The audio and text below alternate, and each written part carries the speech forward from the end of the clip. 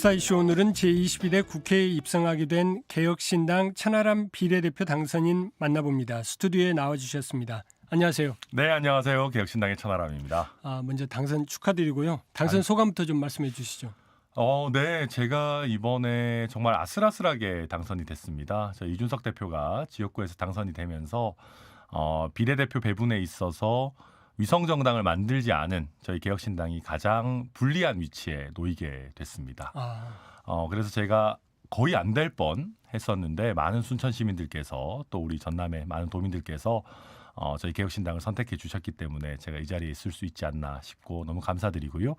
저희 개혁신당은 이번 총선에서 유일하게 꼼수를 쓰지 않고 정상적으로 비례대표와 지역구 의원을 모두 배출한 정상정당입니다. 그런 저희 개혁적인 정신으로 앞으로도 저의 의정활동이나 저희 개혁신당의 어떤 정치개혁 활동이 꾸준히 이어질 수 있도록 최선을 다하겠습니다. 말씀하신 것처럼 진짜 지역구하고 비례대표를 꼼수를 쓰지 않고 배출해낸 유일한 정당이네요. 네, 이번에. 꼼수를 쓰고 아닌 걸 떠나서 저희가 유일하게 지역구 의원과 비례대표 의원을 모두 가진 정당입니다. 다른 정당은 단 하나도 그런 곳이 없습니다. 다들 약간 의석수에 눈이 멀어가지고 꼼수를 쓰는 것이 약간 비정상이 너무 많이 퍼져 있는 그런 상황이라고 할까요? 그 와중에 저희가 그래도 정상성을 유지했다는 거에 대해서 큰 자부심을 느끼고 있습니다. 그렇군요. 네.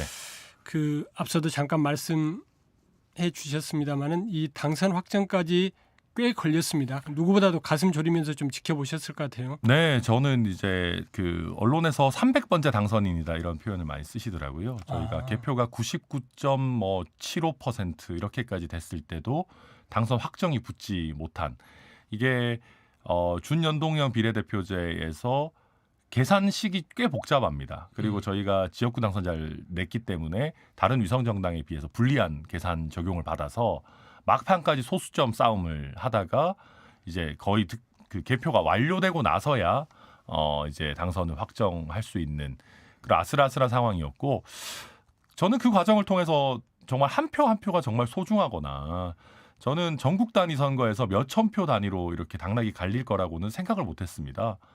그만큼 제가 우리 국민들의 한 표 한 표를 더 소중히 여길 수 있는 계기가 됐고 300번째로 당선됐지만 의정활동의 성과는 1등이 될 수 있는 그런 의원이 되도록 노력해 보겠습니다.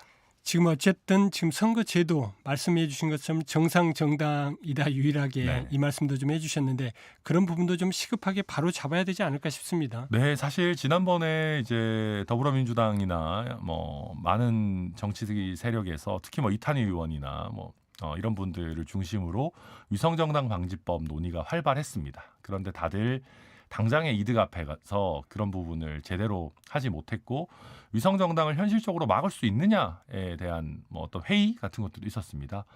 저는 제가 이번에 위성정당의 피해자, 희생자가 될 뻔했기 때문에 기존에 있는 여러 안들을 좀 더 발전시켜서 빠져나가기 어려운 위성정당 방지법을 한번 만들어보고 싶다. 그런 생각을 강하게 갖고 있습니다. 네.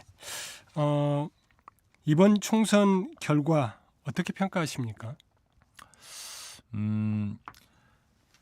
정말 윤석열 정권에 대한 심판 정서가 휘몰아친 그런 선거였죠. 조국 혁신당의 어떤 태풍도 저는 그런 면에서 해석할 수 있다라고 보고요.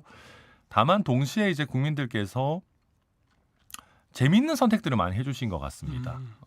대표적으로 이준석 대표를 지역구에서 당선시킨 것도 이준석이라고 하는 인물이 한국 정치에 없어서는 안 되겠다.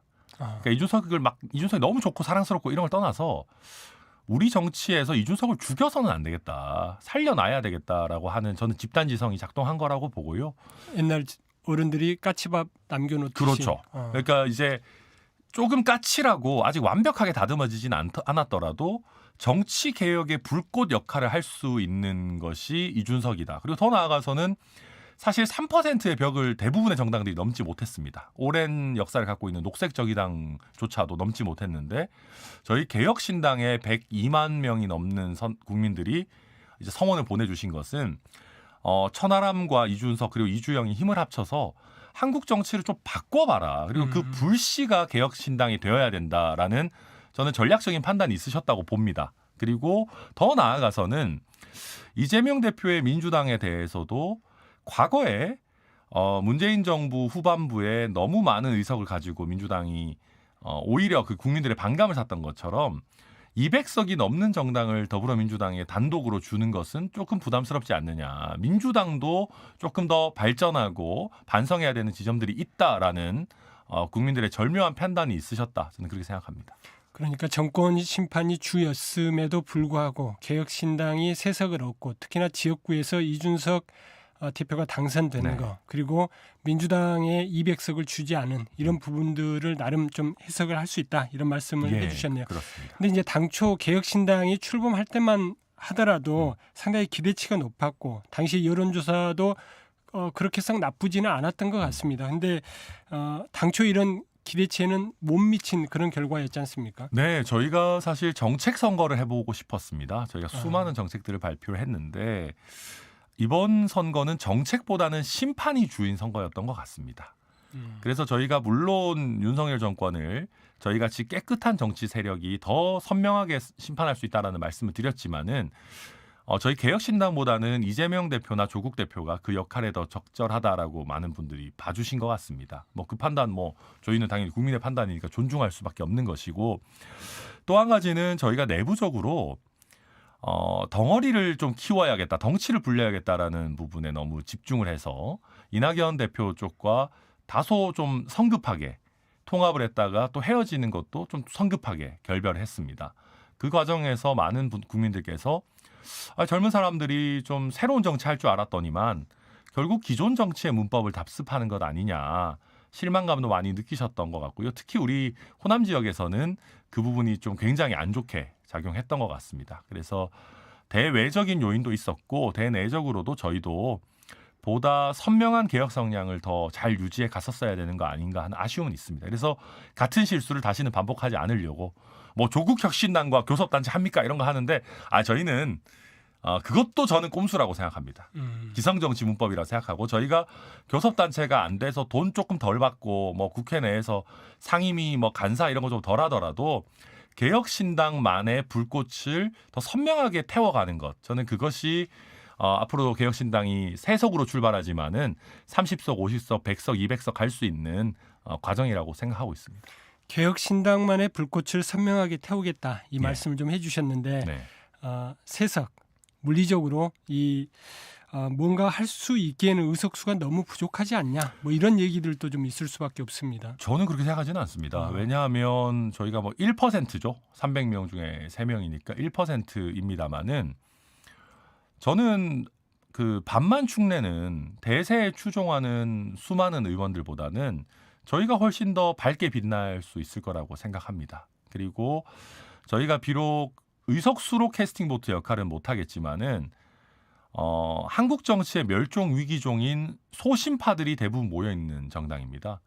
이준석 대표 권력에 가장 강할 때도 대통령에게도 대드는 사람이고 천하용인의 뭐 제 이름을 제가 말해서 그렇지만 뭐 천하람, 허은하, 이기인 다 그런 네. 사람들입니다. 조응천, 금태섭도 조금박해에서 다 자기 목소리 내던 사람들이거든요. 그래서 제 얘기는 흐리멍텅한 100명보다 선명하게 자기 목소리 내는 두세 사람이 훨씬 더 강력한 임팩트를 줄 수 있다고 생각하고 그런 저희가 멸종 위기종 소심파 정당으로서 선명한 빛을 낸다면은 저희가 비록 3명이지만 여론의 캐스팅 보트 정당이 될 수 있다. 많은 국민들께서 야 천하람, 이준석, 이기인 이야기하는 거면 그 방향이 맞아.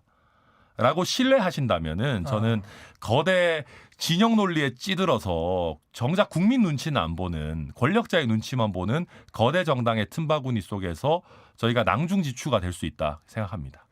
뭐 흔히 쓰는 표현 일당 100 얘기하는데 세 분이면은 300명 의원 역할을 하실 수 그렇다고 있는 저희가 거예요. 일당 100을 해서 300명 역할을 다 하면 다른 분들이 할 게 없으니까요. 이준석 대표 한 일당 100하고 저랑 이주영 의원은 뭐 이준영 당선인은 뭐 한 일당 10 정도만 해도 괜찮지 않겠나 생각합니다. 네.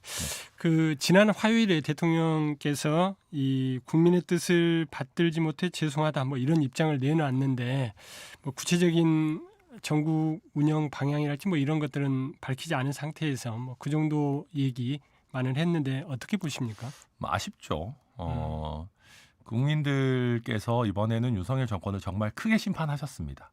만약에 국민들께서 이재명 대표의 민주당이나 아니면 조국 대표의 이제 내로남불 뭐 내지는 사법 리스크 이런 부분에 대한 우려가 없으셨다면은 저는 200석 이상의 범야권 구성도 충분히 가능한 정치적 상황이었다고 봅니다. 어쩌면 대진운 덕분에 윤석열 대통령이 100석 이하로 여권이 추락하는 것을 가까스로 면한 상황이거든요. 본인이 잘해서 된 게 아닙니다. 그리고 지금 그냥 이 의석수만 봐도 여당이 참패한 거지 않습니까? 그러니까 다들 기대가 너무 높아서 범야권이 200석 훌쩍 넘기겠지 하는 기대가 있었기 때문에 이 정도면 선방한 거라는 착시를 주지만 지금 이번에는 여권이 당연히 참패를 한 겁니다. 그러면 국민 앞에 진솔하게 사과해야 돼요. 예전에 제 기억에는 김대중 대통령께서 임기 중에 여당이 선거에서 한 10석 내외 정도로 지셨을 겁니다. 지신 일이 있었는데 그때 국민 앞에 정말 진솔하게 사과했고 먼저 야당 총재 그때 아마 이회창 총재셨던 것 같은데 먼저 만나시겠다고 제안했고 국민 앞에 정말 송구하다. 국정 운영 방향 다시 한번 재검토하겠다. 그런 담화를 하셨던 게 제가 기억이 나거든요. 그게 정상적인 겁니다. 아니 국민들이 대통령은 더 다수로 당선시켜 주셨는데 한 2년 국정 보시더니 야 이거 안 되겠다. 야당에 힘 실어줘야 되겠다. 국정 견제해야 되겠다. 심판해야 되겠다 하면은 대통령이 잘못했다는 거잖아요. 국민이 명확하게 대통령이 잘못했다고 하는데 결과를 받아보고 사과를 해야죠. 네. 그래서 저는 그리고 그 죄송하다라는 것도 무슨 전원 형식으로 나오는데 저는 참 아쉽고 다만 대통령께서 연금 개혁, 교육 개혁, 노동 개혁은 꾸준히 얘기하시는데 그런 개혁 이슈만이라도 저는 제대로 좀 가지고 가셨으면 좋겠다. 뭐 그런 기대를 갖고 있습니다. 예. 이제 지역 얘기를 좀 해보겠습니다. 당선되고 나서 김문수 당선인과 만나셨죠? 네. 순천대 의대 유치 얘기도 좀 하셨던 걸로 아는데요. 아유, 그럼요. 제가 이제 우선 저는 김문수 당선인께 참 감사하다라는 말씀을 드리는 것이 김문수 당선인께서 지역구 당선인이시고 저는 순천 시민이지만 어쨌든 비례대표 당선인입니다. 그래서 제가 순천을 위해서 뛰겠다라고 하는 거에서 뭔 소리야? 내가 할 텐데 그 뭐 초다람이 거기 어디 뭐 서울에서나 열심히 하라 그래? 그러실 수도 있어요. 그런데 열린 마음가짐으로 정말 뭐 어떤 정당을 초월해서 순천을 위해서는 모든 힘을 모아야 된다라고 이렇게 참 열린 접근을 해주신 우리 김문수 당선인께 감사의 말씀을 드리고요. 저는 그렇게 말씀드렸어요. 임요한 당선인까지 그리고 또 우리 순천 출신의 수많은 당선인들이 계십니다. 네네. 지금 그래서 저는 이번에 요새 순천이 잘 될 것 같아요. 요새 우주인도 찾아오는 뭐 순천만 정원 이런 얘기를 하는데 우주의 중심이 순천이라고 하시는 우리 임요한 당선인도 계시고 노광규 시장도 여권과의 네트워크나 대통령실과의 네트워크가 되게 좋으신 분입니다. 그런 면에서 저는 순천이 아주 호기를 맞았다고 생각하고 또 이정현 대표님도 제 예상입니다만은 중요한 역할을 하시게 되실 것 같아요.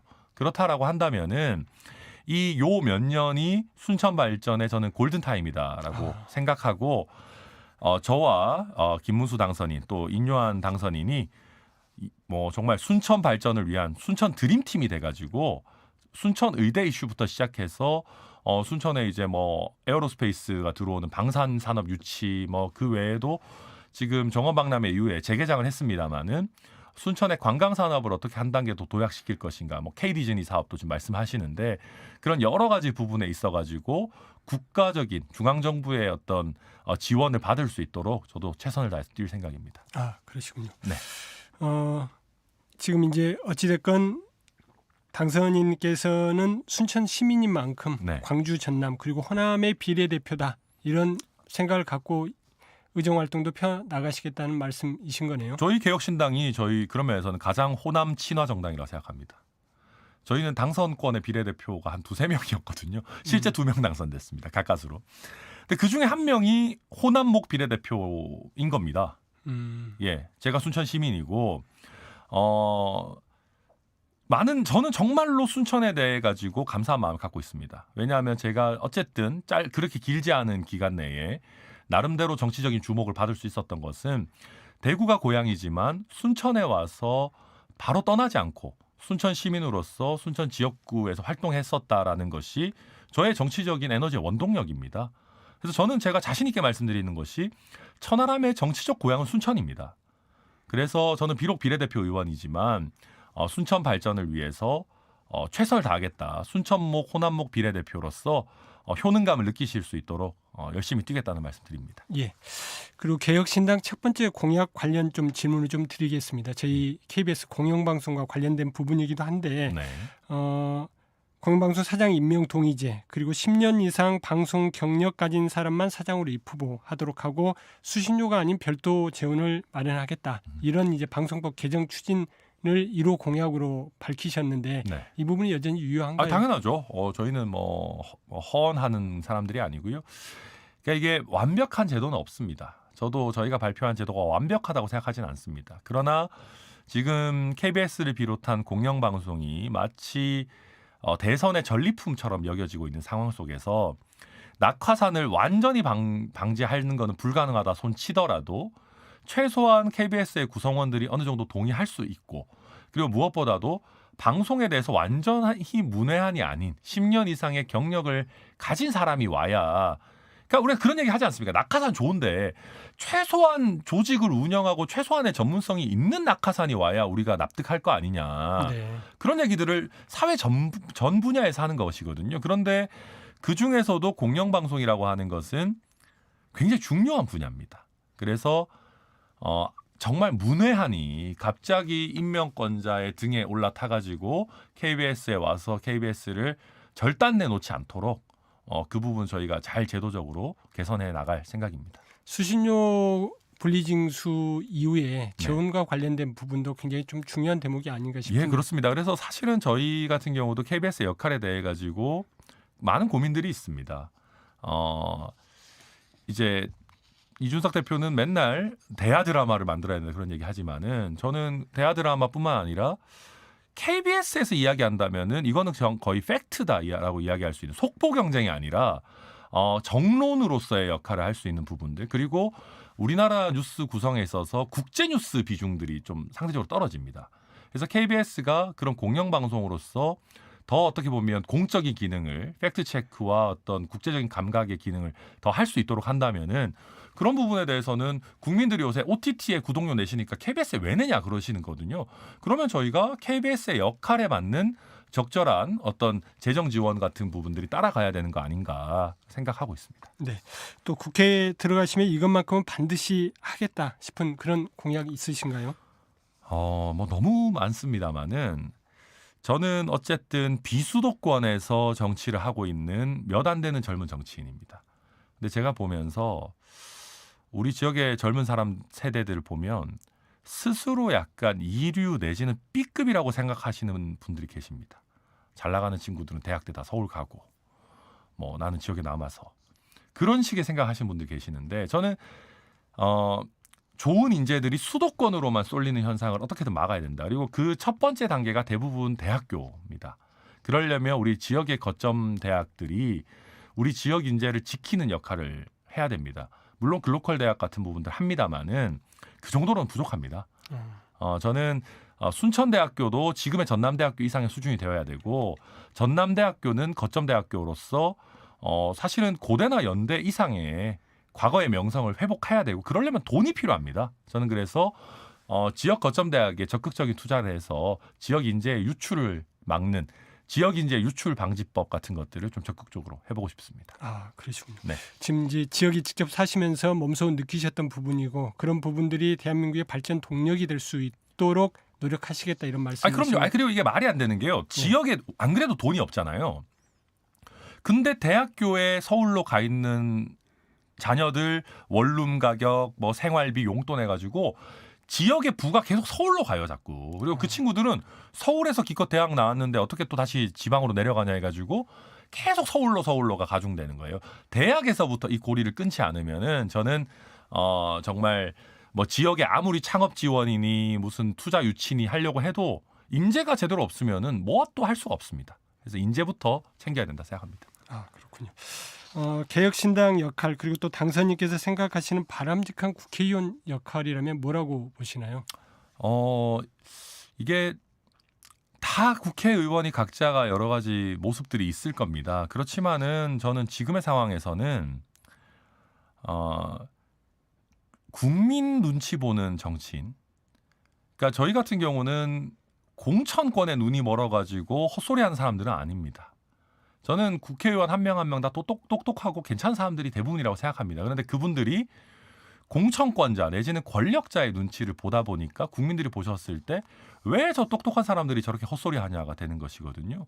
저희 개혁신당이 권력자의 눈치를 보지 않아도 국민들께 인정받을 수 있는 어떤 정치 시스템 그리고 그 시스템에 의해서 잘 훈련된 국민 눈치만 보는 정치인을 길러내는 역할을 한다면은 저희가 한국 정치를 개혁해 나갈 수 있지 않을까 생각합니다. 네, 앞으로도 바쁘시겠지만 기회 되면은 뭐 전화 연결도 좋으니까 인터뷰 좀 자주 했으면 좋겠습니다. 오늘 말씀 여기까지 듣겠습니다. 고맙습니다. 네, 감사합니다. 지금까지 개혁신당 천하람 비례대표 당선인이었습니다.